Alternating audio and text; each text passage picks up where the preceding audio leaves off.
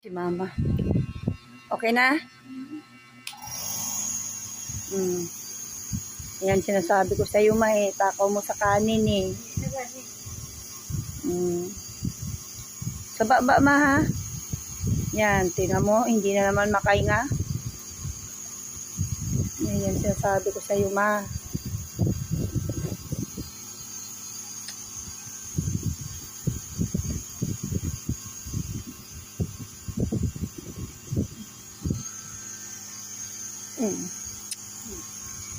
Ayan na nga. Yan na yung inaano ko eh, kinatatakutan ko eh, yung atakihin kay.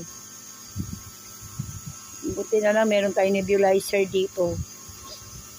Bigay pa yan ng bossing ko. Bigay pa yan ni Ma'am Imelda Papil mo.